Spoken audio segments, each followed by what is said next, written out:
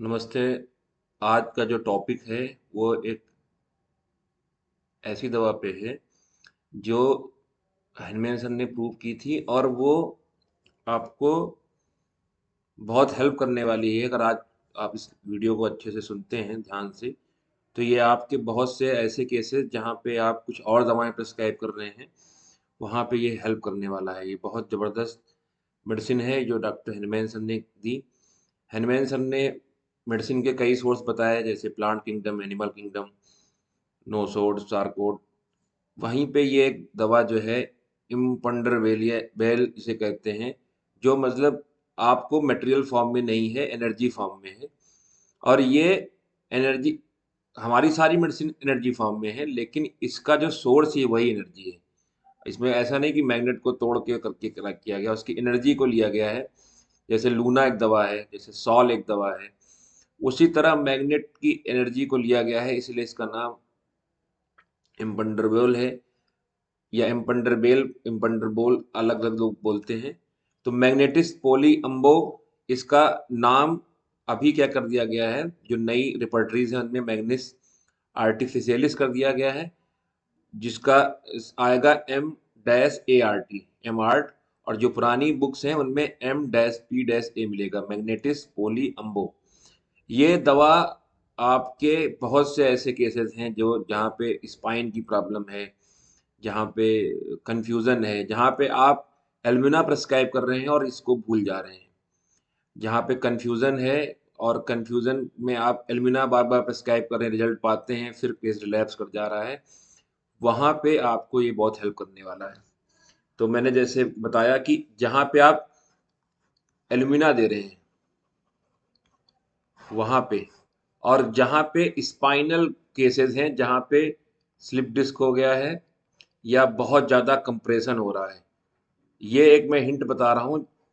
आप इसी बात पे दवा नहीं देंगे, आपको और भी सिम्टम मिलेंगे और भी उसके करेक्टरिस्टिक मिलेंगे, तब आप दवा प्रेस्क्राइब करेंगे।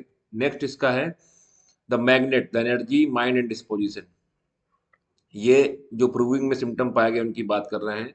While attending to his business in the day time he talks aloud to himself without being aware of it. वो खुद से बात कर रहा होता है और इस बात से अवेयर नहीं रहता है। तो अगर हम इसको फ्रूट के कॉन्सेप्ट में बात करें तो ये उसका इड है। जो अनकॉन्शियस माइंड है वो उसके ईगो या कॉन्शियस माइंड पे हावी है और अनकॉन्शियस माइंड काम कर रहा है। Excessive exhaustion of the body with feeling of heat and cool sweat in the face with unceasing, and it is a hurried and overstrained activity।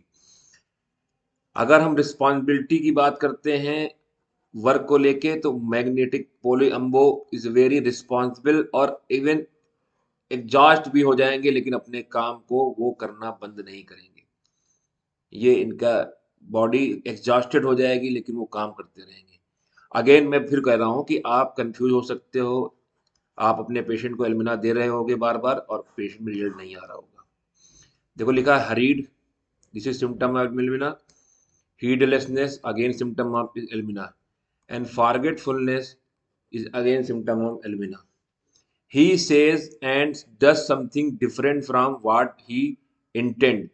वो कहना कुछ चाहता है, कह कुछ और रहा होता है। omitting letters, syllable and words, he endorse to do thing and actually does thing contrary। वो कुछ काम करने जा रहा है लेकिन करता कुछ और है। और वो जो इरेजोल्यूशन की कंडीशन है वो उसके अंदर बनी हुई है, वेवरिंग एंड इरेजोल्यूशन। वेवरिंग मतलब एक लहर की तरह, करना कुछ चाह रहा है कर कुछ और रहा है। हरीड, अगेन मैंने कहा कि हरीडनेस आपको मिलेगी। यही हरीडनेस आपको देखने को मिलती है मर्कसॉल में, और मर्कसॉल भी एक समय के बाद अपने ब्रेन की एक्टिविटी, उनकी जो इंटेलेक्चुअल फंक्शन है कम होने लगता है और हरीडनेस बढ़ती चली जाती है। अगर आपको कोई पेशेंट हरीड दिख रहा है और वो जो बोलना चाह रहा है, जो आप उससे पूछ रहे हैं कुछ और दे रहा है, तो आप एक बार सोच सकते हैं। Mind, confusion of mind shocks throughout body from, इसमें है मैग्नेटिकस पोलिस अम्बू। माइंड टॉक, टॉकिंग टॉक 172, इसमें देखो तीनों जो दवाएं हैं वो तीनों दवाएं मैग्नेटिस की आ गई। मैं एक एक करके पढ़ाऊंगा जिसमें कोई कंफ्यूजन ना हो। अभी हम अम्बो की बात कर रहे हैं। अम्बो का मतलब है प्योर मैग्नेट। वहां पे हम पोल्स की बात नहीं कर रहे हैं। आर्कटिस एक पोल है, ऑस्ट्रेलियस एक पोल है। ये नॉर्थ पोल है, ये साउथ पोल है। तो अभी हम पोल्स की बात नहीं कर रहे हैं जिससे आप कंफ्यूज ना हो। इसीलिए ये वीडियो मैग्नेटिक जो आएगा वो सीरीज का फर्स्ट होगा।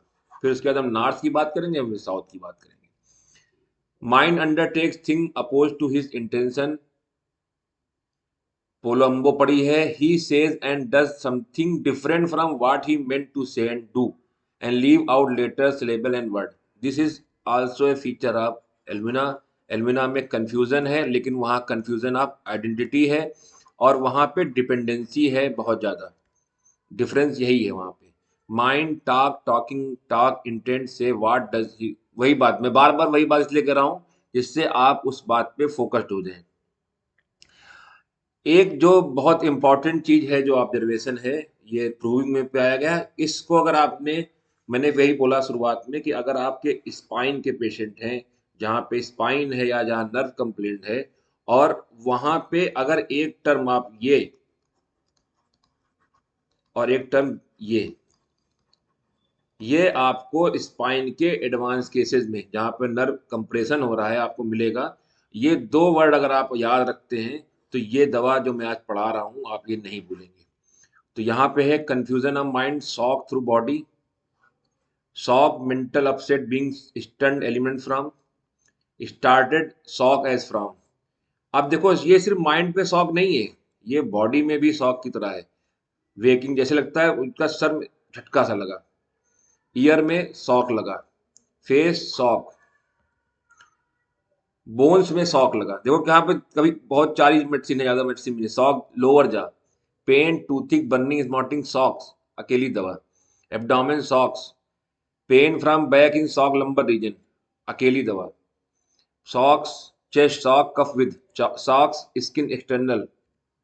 मतलब अगर आपने शॉक वर्ड को पकड़ लिया और जर्क वर्ड को, जो यहाँ पे लिखा है back, electric like shocks 30 medicine, electric like shock cervical region 6 medicine, electric like cervical region waking on 2 medicine खाली है।